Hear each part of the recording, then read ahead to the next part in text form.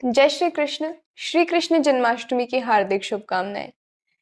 सनातन धर्म के एक महान व्यक्तित्व श्री कृष्ण को लेकर मेरे मन में कई सवाल उठते हैं जिनके जवाब मैं नहीं ढूंढ पाती हूँ।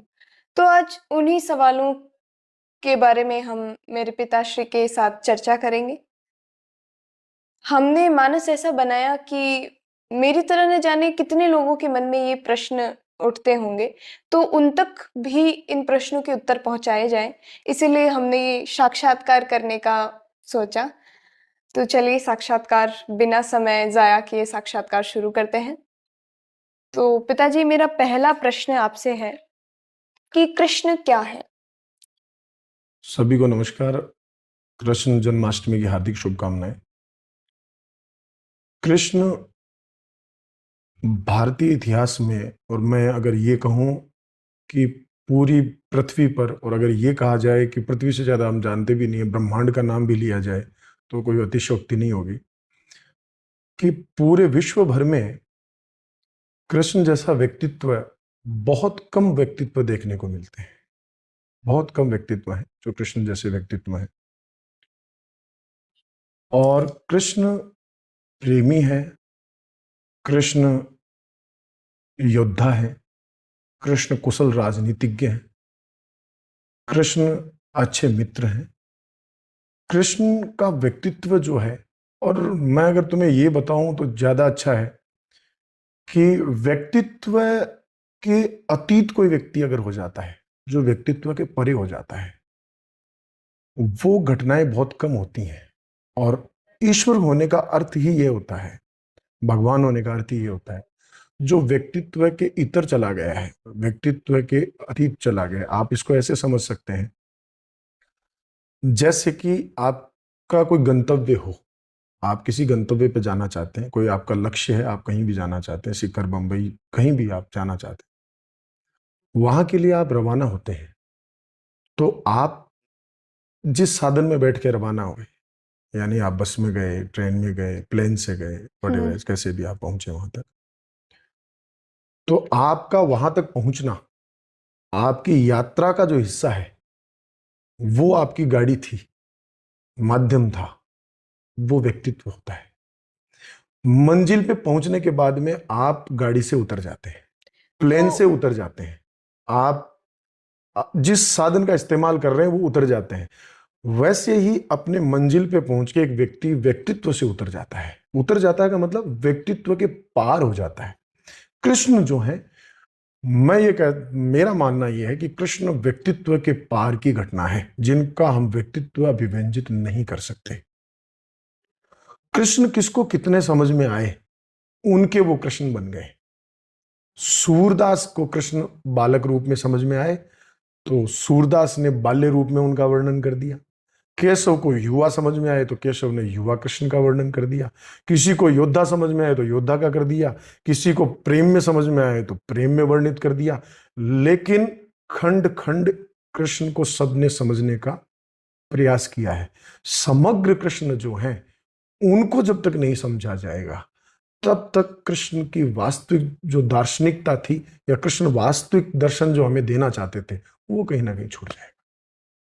धन्यवाद, आपने मेरे इस सवाल का बहुत ही सहजता से उत्तर दिया। आपके बीच में कुछ पूछ रहे थे क्या? हाँ, मैं कह रही थी कि लक्ष्य तक पहुंचने का माध्यम व्यक्तित्व कहलाता है। हाँ, लक्ष्य तक पहुंचने का, यानी आप बनने के लिए, क्या बनने के लिए चले, आप क्या बनने के लिए चले, तो आप एक व्यक्तित्व को अपनाकर वो बनने तक पहुंचते हैं। जब आप वहां पहुंच जाते हैं तो फिर आप उस व्यक्तित्व से उतर जाते हैं। यानी उतर जाने का मतलब पार हो गए। दो स्थितियां होती है, एक हीन, एक उच्च। दो स्थितियां होती हैं, एक तो व्यक्तित्व विहीन, एक होता है व्यक्तित्व अतीत। एक व्यक्तित्व के पार, एक जिसका व्यक्तित्व ही नहीं है। ठीक है, तो कृष्ण व्यक्तित्व अतीत व्यक्ति हैं, जो व्यक्तित्व के पार हो गए हैं। अब उनके व्यक्तित्व की अभिव्यंजना किन्हीं शब्दों में अभिव्यंजित करना बड़ी बेमानी हो जाएगा। तो मेरा अगला प्रश्न है कि कृष्ण का शाब्दिक अर्थ क्या है? कृष धातु संस्कृत की धातु है, जिसका अर्थ होता है आकर्षित करने वाला, आकर्षण। जिसमें आकर्षण होता है, अच्छा जो खिंचाव होता है, आकर्षण होता है। अच्छा अच्छा हाँ और णय जो प्रत्यय लगता है उसका अर्थ होता है योग्य। णय प्रत्यय जो लगता है उसका अर्थ होता है योग्य। योग्य हाँ कृष्ण अर्थात हम इसका शाब्दिक अर्थ ये ले सकते हैं कि आकर्षित जिस करने हाँ के योग्य हाँ जो आकर्षण करने हाँ। योग्य है वो कृष्ण है। अगला सवाल है कि कृष्ण क्यों है, मतलब कृष्ण ने अवतार क्यों लिया, क्या कारण था कि कृष्ण को अवतार लेना पड़ गया धरती एक पे? बात तो आप ऐसा समझें, इसको थोड़ा सा डिटेल में समझने की जरूरत है। हाँ अवतार या भगवान, ये इंसान किसको भगवान मानता है, किसको अवतार मानता है, इस बात को थोड़ा सा ढंग से समझ लेना बहुत जरूरी है। अगर आप अवतार या भगवान कह के किसी बात से पल्ला छुड़ाना चाहेंगे तो फिर आप उसके दर्शन तक नहीं पहुंच पाएंगे, पहली बात। क्योंकि जैसे कोई भी बात अगर कही जाएगी ये कि ये फला ये काम ये हुआ, कृष्ण ने ये किया या इस तरह से किया, ये किया, अगर ये कहते हो तो भगवान थे, उनकी लीला थी, तो बात यहीं खत्म हो जाती है, फिर दर्शन तक नहीं पहुंच सकते आप उनके व्यक्तित्व को, उनके आदर्श को अपने जीवन में कैसे उतारा जा सके वहां तक आप नहीं पहुंच पाएंगे। क्योंकि भगवान कहते तो आप फिर आप में और उनमें बहुत घेप हो गया, फिर भगवान आप बन नहीं पाएंगे, तो भगवान बन नहीं पाएंगे तो फिर कैसे संभव हो पाएगा। बात रही अवतार की, तो कृष्ण जो है वो 50,000 पौधों में पुष्पित पौधा है। 50,000 पौधे लगे हैं कहीं पे, वहां पर एक पौधे में पुष्प आया है, वो है कृष्ण। वो अलग दिख रहे हैं। वो अलग क्यों दिख रहे हैं? इसलिए अलग दिख रहे हैं कि 50,000 जो और पौधे उनमें पुष्प नहीं है।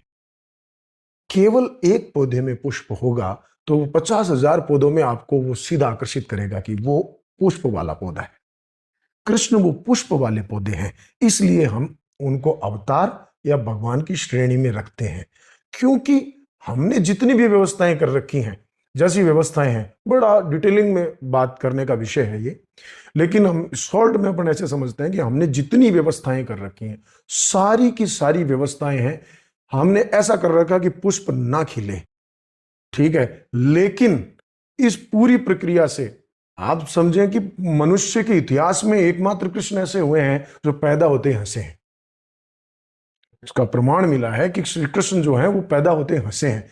कोई भी बच्चा पैदा होते हुए हंसता नहीं, रोता है, ठीक है। हाँ। मां के गर्भ में जब बच्चा रहता है हाँ। तो बच्चा है वो अत्यंत आनंद की अवस्था में रहता है। लोग कहते हैं कि बड़ा उल्टा लटका दिया, दुख रहता है, ये रहता है, कुछ दुख नहीं रहता है। बच्चा सोता रहता है, साइंटिफिक प्रूफ है। और बच्चा सबसे ज्यादा वृद्धि और अगर बढ़ता है तो मां के गर्भ में ही बढ़ता है।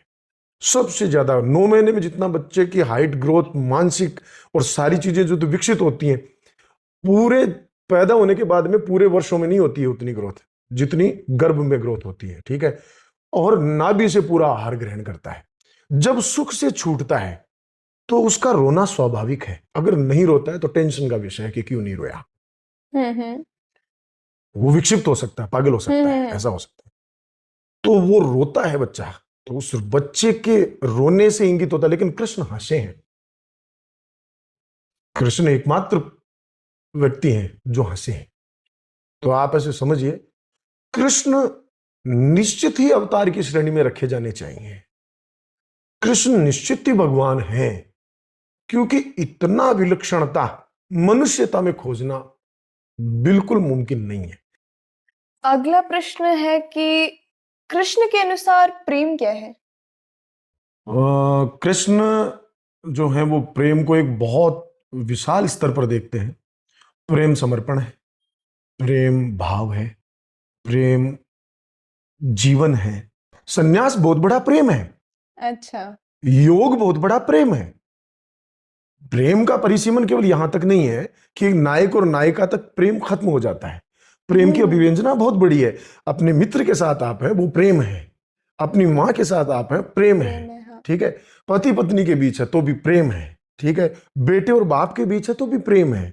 प्रेम बहुत बड़ा विषय है। प्रेम को संकुचित दायरे में अगर कोई व्यक्ति सोचता है तो फिर वो प्रेम नहीं है, फिर वो कोई वासना हो सकता है, अन्यत्र कुछ हो सकता है। प्रेम तो एक बहुत बड़ा विषय है। प्रेम तो समर्पण है, प्रेम तो दे देना है, मात्र सब कुछ दे देना है। कृष्ण ने जैसे पूरा जीवन समर्पित कर दिया मनुष्यता के लिए, पूरी मनुष्यता के लिए श्री कृष्ण ने अपना पूरा जीवन समर्पित कर दिया। प्रेम तो किसी के अर्थों में चले जाए, प्रेम तो है कि जब पता चला कि सुदामा आ गया तो नंगे पांव दौड़ के कृष्ण है वो चले गए, जब उनको अपने हाँ पता नहीं है कि पनही पग में न धारी, ठीक है, जब पैरों में जूती का पता नहीं और वो जाके श्री सुदामा से मिल जाते हैं। प्रेम तो वो है, प्रेम बहुत बड़ा विषय है जो कृष्ण के जीवन से हमें सीखने को मिलता है। आप ऐसे समझ लीजिए, शिष्य के रूप में अर्जुन से प्रेम है, सखा के रूप में सुदामा से प्रेम है, हाँ सखी के रूप में राधा जी से प्रेम है, ठीक है, पिता के रूप में वासुदेव जी से और माता के रूप में देवकी से प्रेम है कि वो वृंदावन छोड़ के मथुरा जाते हैं, हाँ हाँ ठीक है। मनुष्य मात्र से हर एक जुड़े जुड़े व्यक्ति से अगर उनके आप देखिए, पूरा जीवन चरित्र उनका देखिए आप, प्रेम का एक विशाल भंडार, सागर है कृष्ण, और लहरों के समान चीजें उठती रहती हैं, लेकिन सागर रूप जो कृष्ण है, एक बड़ा बृहद भंडार जो कृष्ण है, वो प्रेम की अभिव्यंजना है। कृष्ण का पूरा जीवन चरित्र प्रेम का जीवन चरित्र है। अगला प्रश्न है कि संसार के पालनहार के जो अवतार हैं श्री कृष्ण, विष्णु के अवतार माने जाते हैं, तो इतने बड़े मतलब संसार को पूरे चला रहे हैं विष्णु भगवान, उनके अवतार श्री कृष्ण को बाल लीलाएं करने की क्या आवश्यकता है पड़ी? आप एक बात समझे कि लीला जो है वो क्या है। एक चीज होती है चरित्र, रामचरितमानस आपने सुना होगा। तुलसीदास कृत। हाँ, जब बात होती है तो रामचरित्र और मर्यादा पुरुषोत्तम की बात होती है, लेकिन जब कृष्ण की बात होती है तो लीला की बात होती है। समझिए इस बात को, क्या है लीला। लीला को समझने के लिए आपको एक चीज को समझना बहुत आवश्यक है। वो चीज ये है कि आप एक चीज समझिए कि जो दोनों तरफ से जुड़ा हुआ होता है। अब जैसे आप आत्मा और परमात्मा, या शरीर और आत्मा, आप शरीर और आत्मा का कंसेप्ट समझिए। बहुत अच्छा। बहुत आराम से। शरीर और आत्मा भिन्न नहीं है, एक ही है, अलग अलग नहीं है, नहीं, एक भी नहीं है, एक भी नहीं है और भिन्न भी नहीं है। थोड़ा इस चीज को समझने की कोशिश करें, ना एक है ना भिन्न है, क्या है इसको समझने की कोशिश करें। ये बहुत बहुत बारीक तंतु है, इस बारीक तंतु को आप समझेंगे तो आपको सारी चीजें समझ में आएंगी। एक छोर है शरीर, दूसरा छोर है आत्मा। आत्मा। आप इसे समझिए कि जैसे ये दीवार है, आप इस छोर की तरफ हैं तो आप अंदर हैं, उस छोर की तरफ है तो बाहर है, लेकिन है दीवार के दोनों छोर। अंदर और बाहर कौन कर रही है आपको? केवल दीवार ही कर रही है। लेकिन अगर आप इन दोनों को भिन्न रूप में समझ रहे हैं, आप अंदर के हिस्से को अलग और बाहर के हिस्से को अलग समझना चाहते हैं, तो भी गलत है। अलग है भी, अलग है भी, लेकिन दोनों छोर अलग भी नहीं है। हाँ। समझिए इस बात को कि दीवार जो है, दीवार का अंदर का हिस्सा है।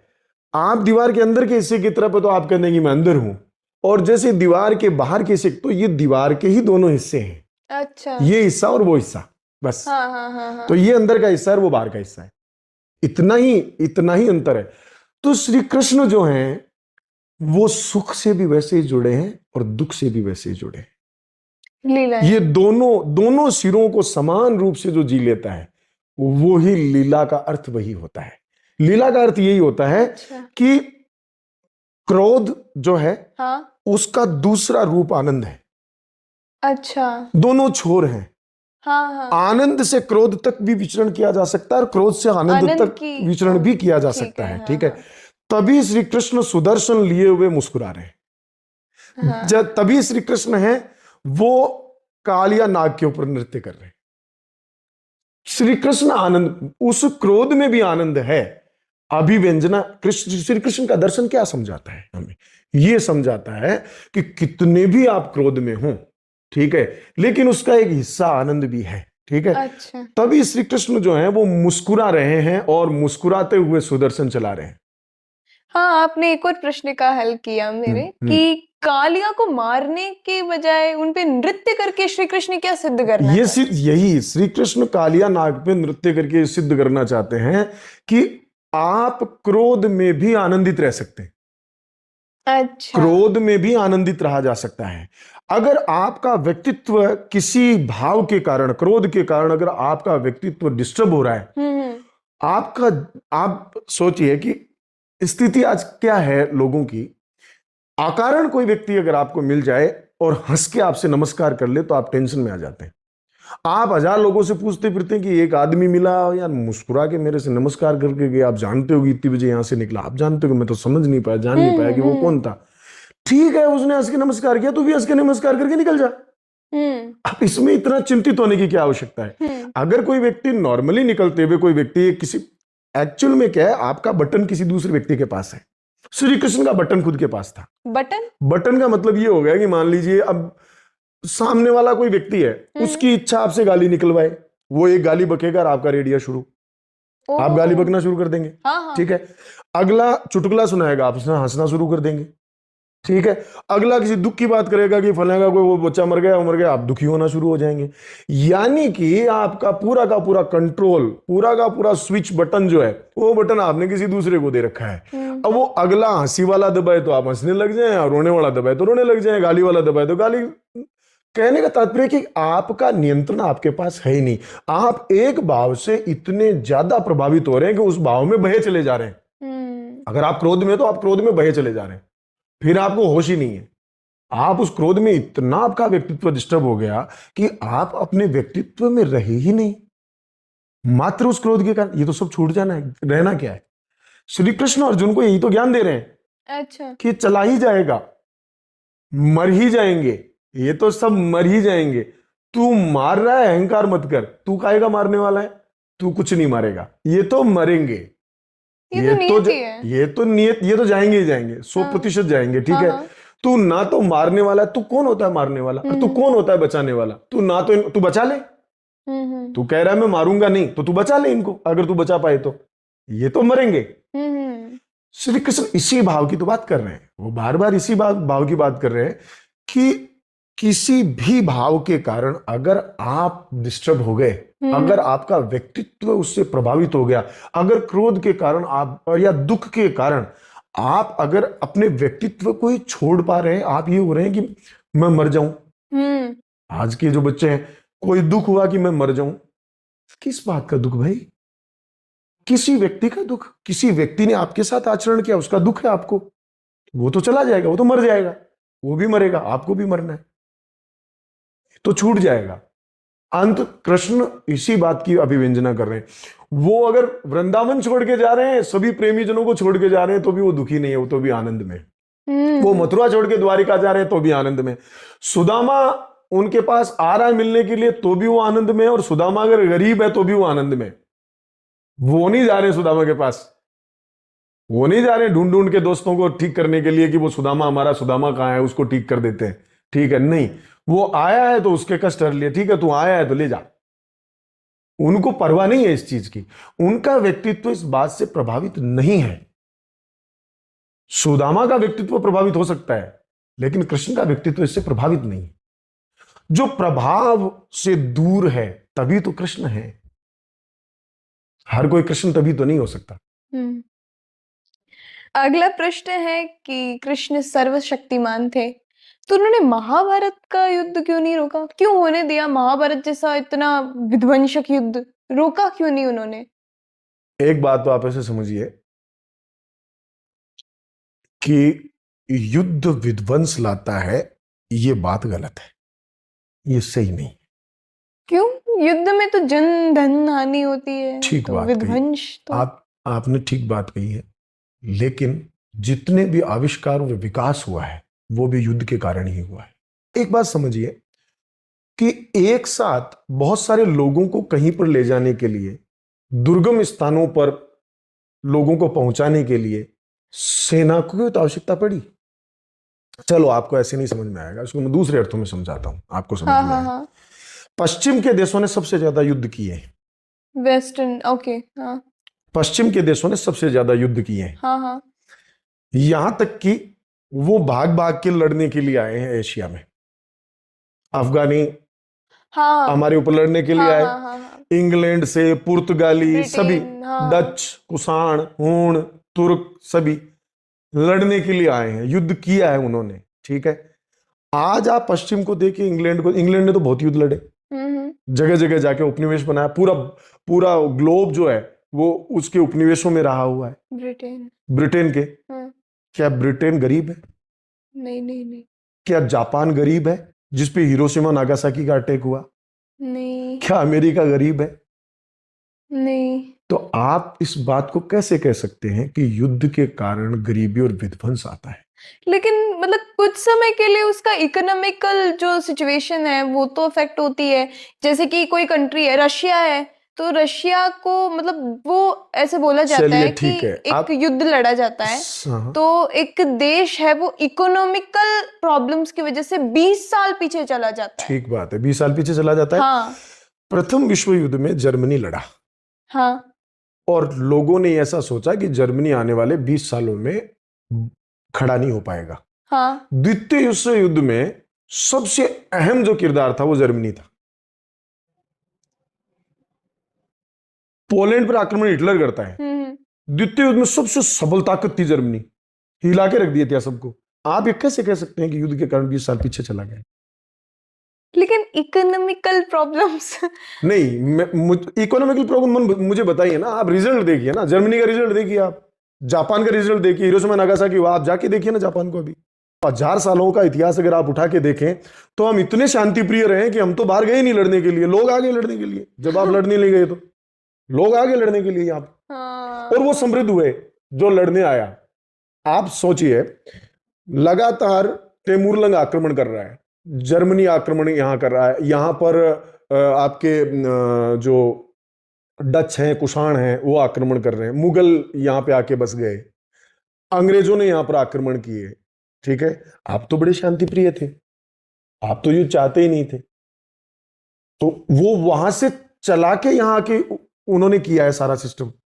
ठीक है, बल्कि वो समृद्ध हुए। तो फिर कृष्ण ने क्या समृद्धि के कारण महाभारत युद्ध होने दिया, या फिर वो अर्जुन को शिक्षा उपदेश देने का ही था? नहीं, आप पहले इस कंसेप्ट को ढंग से समझे, मामला क्या है, युद्ध क्या करता है। सुनिए, कृष्ण की बात, अगर इस महाभारत युद्ध की बात आप कर रहे हैं तो आप इसको बहुत डिटेलिंग में ऐसा समझें। हाँ कई बार शांति को बनाए रखने के लिए युद्ध जरूरी हो जाता है, शांति को बनाए रखने के लिए युद्ध जरूरी हो जाता है, कई बार सत्य को बचाने के लिए युद्ध जरूरी हो जाता है। श्री कृष्ण गए थे ना दुर्योधन के पास, हाँ कहा था ना उन्होंने, भगवान हस्तिनापुर आए, पांडवों का संदेशा लाए, दो न्याय अगर तो आधा दो, अगर इसमें भी बाधा हो तो दे दो हमको, बस 5 गांव रखो अपनी भूमि तमाम हम वहीं खुशी से खाएंगे, परिजन पर हंसी ना उठाएंगे। वह दुर्योधन वो भी दे ना सका, आशीष समाज की ले ना सका। यानी आप एक बात समझिए ना कि श्री कृष्ण ने एक प्रयास किया, कितना, केवल दिखाने के लिए कि मैंने प्रयास कर लिया है। लेकिन अगर उस पौरुष के साथ युद्ध करके उस शांति को स्थापित नहीं किया जाता है, अगर सत्य की रक्षार्थ युद्ध नहीं किया जाता है, तो फिर ऐसी कौमों पर धिक्कार होता है, ऐसी कौमों पर फिर लोग आक्रमण करते हैं। श्री कृष्ण जैसे व्यक्तित्व हिंदुस्तान में थे, भारत में, यहां पे इस भूमि पे ऐसे व्यक्तित्व थे, कभी किसी दूसरे आक्रांता की हिम्मत नहीं पड़ी यहां पर आक्रमण करने की। आप देखिए ना, श्री कृष्ण राजधानी ट्रांसफर करके द्वारिका जा रहे हैं, और आधे ग्लोब, आज भी आप देखिए, वियतनाम जाइए, आप स्विट्जरलैंड जाइए, आप दक्षिणी अफ्रीका जाइए, अलग अलग कंट्रीज में जाइए, आज भी श्री कृष्ण की पुरानी मूर्तियां मिलती हैं। आधे ग्लोब पर राज्य, मतलब आप समझिए पूरे ग्लोब को जिसने ऐसा हाथ में रख रखा है, समुद्री मार्गों को जिसने, आप समझिए ना, जितने भी आज जितने भी समुद्र के मार्ग खोजे गए हैं, समुद्र के मार्ग क्यों खोजे गए? दूसरे देशों को उपनिवेश बनाने के लिए, युद्ध के पर्पज से ही तो खोजे गए। अंग्रेजों ने यहां पे ट्रेन रेल चलाई, किस लिए? अपने सामान को यहां से वहां से जल्द पहुंचाने के लिए, ठीक है, सामरिक महत्व के लिए, साम्राज्यवाद को स्थापित करने के लिए, हम्म। युद्ध को प्रॉपर रखने के लिए। विकास तो उसी से हुआ। युद्ध से विकास। आप बताइए ना, नहीं हुआ तो बताइए हाँ। भाई, आप बताइए ना। अभी मतलब जितने भी आयुध हैं, आज के आयुध हैं, वो महाभारत काल में भी किसी न किसी रूप में इस्तेमाल किए गए हैं, आज भी वो इस्तेमाल किए जाते हैं, सारे के सारे उस समय इस्तेमाल किए। तो मेरा मानना है कि युद्ध से एक नए आविष्कार की दृष्टि भी मिलती है। निर्णय अनिर्णय की क्षमता जो है वो भी युद्ध से ही पैदा होती है, ठीक है। और मानव व्यवहार में इतने विगत वर्षों में अगर आप देखेंगे तो आपको मिलेगा कि जो संतति, जो संतानें, जो कौमें युद्ध से कतराती हैं, उन पर दूसरी कौमें घर आके युद्ध कर लेती हैं। जिनमें पौरुष रहता है युद्ध का, वो कौमें सदैव सुरक्षित रहती हैं। श्री कृष्ण ने सत्य की रक्षा के लिए, शांति को अपने सही आयामों में स्थापित करने के लिए, यथार्थ को सच्चे शब्दों में जिताने के लिए युद्ध करना ही उचित समझा, और महाभारत का युद्ध करना ही उचित था, निश्चित रूप से उचित था। अगर श्री कृष्ण उस समय महाभारत का युद्ध नहीं करते या उस समय अर्जुन को प्रेरित नहीं करते, तो वहां पर यह होता कि सत्य को दबा दिया जाता और अशांति जो है वो फैल जाती। उससे क्या होता? आपको ऐसा लगता है कि युद्ध नहीं होता तो क्या हो जाता? दुर्योधन तो मारकाट वैसे ही मचा के रखता। आप ऐसे समझिए कि रावण और श्री राम अगर दोनों युद्ध नहीं करते, मान लीजिए, ठीक है, तो रावण क्या रुक जाता? रावण तो किसी और को मारता, वो तो मार ही रहा था। तो युद्ध जरूरी था। हाँ। रामायण का युद्ध भी जरूरी हो गया और महाभारत का युद्ध भी जरूरी हो गया, तो वो तो करना ही पड़ा। वो तो निश्चित रूप से सत्य की रक्षार्थ करना पड़ा, तो वो जरूरी है। और ये मैं इसको बिल्कुल नहीं मानता हूं कि युद्ध से कोई इतनी हानि हो जाती है। क्या युद्ध से नए आविष्कार, नई दृष्टि और नए चैलेंजेस, नई चुनौतियां प्रकट होती हैं, और उन चुनौतियों को पाटने की क्षमता जो है वो फिर मनुष्य में धीरे धीरे विकसित होती है, और वो मनुष्य अपने उच्चतम की ओर अग्रसर होता है। मेरा अगला प्रश्न है कि श्री कृष्ण भगवान थे, तो भगवान होते हुए भी महाभारत में ऐसी कथाएं चलती है कि उन्होंने बहुत छल किया था। जैसे अश्वत्थामा, जब अश्वत्थामा की हत्या हुई थी तब कृष्ण ने जोर जोर से नगाड़े बजवा दिए थे, युधिष्ठिर से झूठ बुलवा दिया था कृष्ण ने। तो छल क्यों किए उन्होंने? अभी मैंने कहा था लीला के बारे में आपको थोड़ी देर हाँ पहले।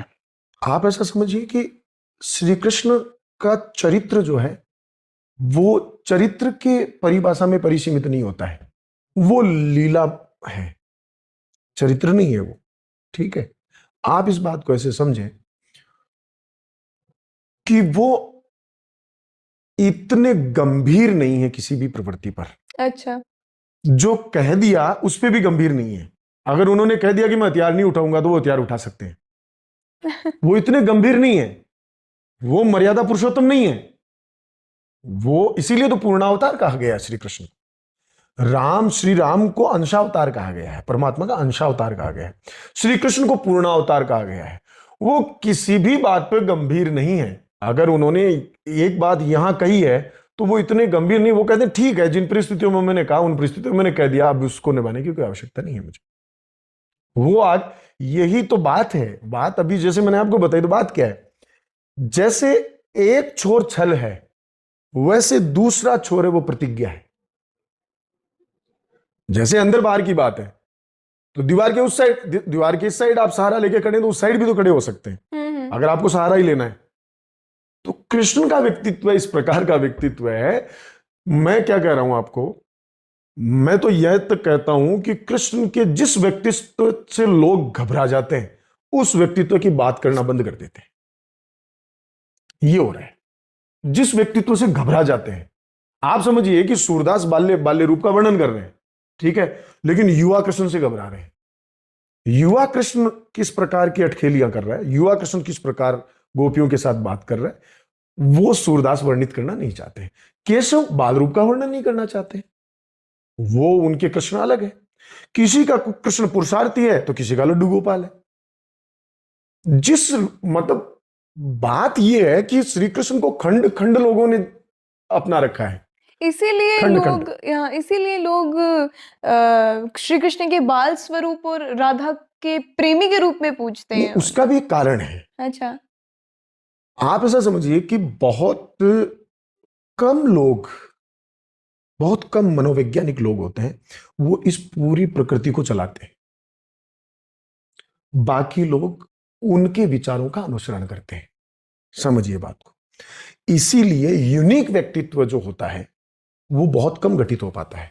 श्री कृष्ण राम जैसे उदाहरण आपको 20 25 30 50 लोग आपको, अगर आप पूरे इतिहास में उठाएंगे तो 50 लोग आपको विलक्षण व्यक्ति मिलेंगे। बाकी मानवता फॉलोअर होती है, बाकी मानवता फॉलो ही करती रहती है। अच्छा। पूरी मानवता का यही काम है। 50 आप समझिए, कृष्ण, श्री राम, गुरु नानक, महात्मा बुद्ध, महावीर स्वामी, ठीक है, जो विलक्षण और गजब के व्यक्तित्व हुए हैं, ऐसे व्यक्तित्वों को आप अगर छांटेंगे ना तो आप 100 के आसपास जाके आपकी काउंटिंग है ना वो स्लो होना शुरू हो जाएगी।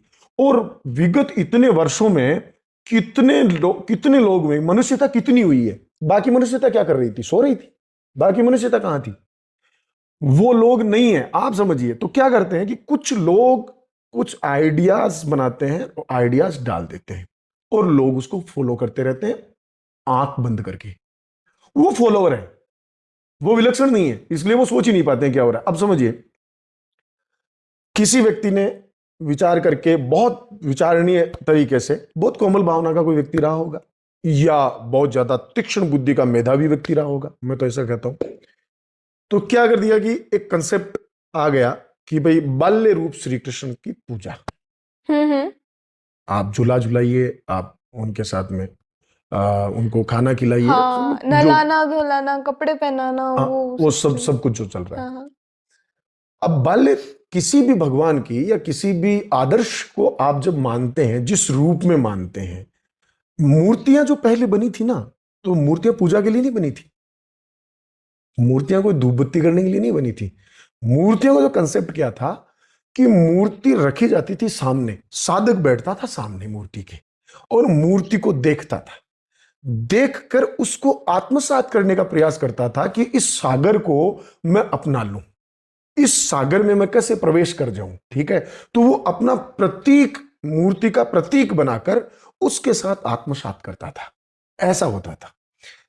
कालांतर में ये चीजें बदलती चली गई और फिर वो मूर्तियां स्थापित हुई हैं। वो ऐसा ये एक कंसेप्ट शुरू हो गया। ठीक है, ठीक है, कोई मूर्ति पूजा कर रहा है, अच्छी बात है, अपनी मूर्ति पूजा कर रहा है, नहीं कर रहा है उसकी अच्छी बात है, वो अपना काम कर रहा है, कोई बात नहीं। लेकिन जिस भी भगवान की आप पूजा करेंगे उस भगवान के आंशिक गुण आप में आ जाते हैं। आप इस ऐसा समझ लीजिए, जैसे बालाजी महाराज है, हनुमान जी महाराज है, उनकी कोई भी पूजा कर रहा है तो उनमें से 90% व्यक्ति, 95% व्यक्ति जो है वो आपको ऐसे मिलेंगे जो मांस मदिरा के पास नहीं जाएंगे, बल्कि उसको पाप समझेंगे। ठीक है, अन्य मानने वाले कोई लोग हैं वो मांस मदिरा को भगवान का प्रसाद कहकर भी ग्रहण कर लेते हैं, लेकिन बालाजी को या हनुमान जी को मानने वाले वो व्यक्ति उनको नहीं ग्रहण करते हैं। समझे ना आप? तो जिस भगवान की आप पूजा कर रहे हैं उनके आंशिक गुण आप में आते हैं। ठीक है, बाल्य रूप श्री कृष्ण का जो पूजा करें, ठीक है। अब आप एक बात समझिए, मुझे तो बड़ी हंसी हास्यास्पद है, श्री कृष्ण जैसे विराट व्यक्तित्व को पूजने वाला, श्री कृष्ण को रोज वंदन करने वाला, आरती करने वाली मेरी जो मातृशक्ति है, माताएं बहनें हैं, वो रसोई में छिपकली से डर जाती है। बेहद बेहद हास्यास्पद है कि श्री कृष्ण की पूजा करने वाला व्यक्ति क्यों डर जाती है। उसका कारण है, उसका कारण है कि आप बाल्य रूप श्री कृष्ण की पूजा कर रहे हैं तो आप में बालक के कृष्ण के जो गुण हैं वो एक बच्चे तक ही सीमित हैं।